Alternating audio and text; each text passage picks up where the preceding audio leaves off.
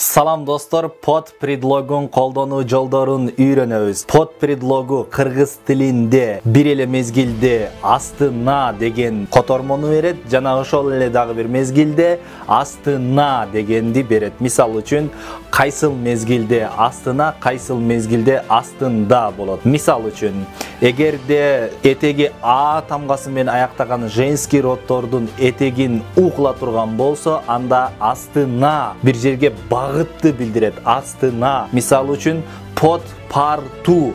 Партанын астына болот. Биз демек направление багыт берип жаткан болобуз. Астына. Ал эми под партой эгерде этеги А тамгасы менен аяктаган сөзгө ой мүчөсүн кошо турган болсо, анда астында болот. Мисал үчүн, под партой. Партанын астында. Мисал үчүн, поставь книгу под парту.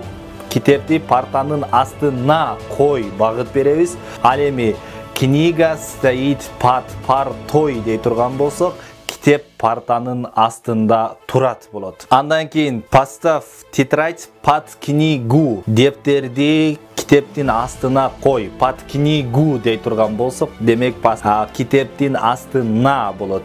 Тетрадь стоит под книгой.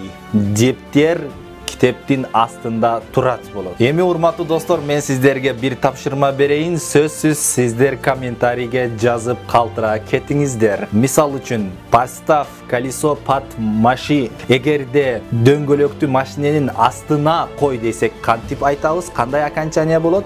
Ал эми колесо стоит под машин. Дөңгөлөк машиненин астында турат демекчи болсок, кантип айтабыз? Сөзсүз комментарийге калтыра кетиңиз.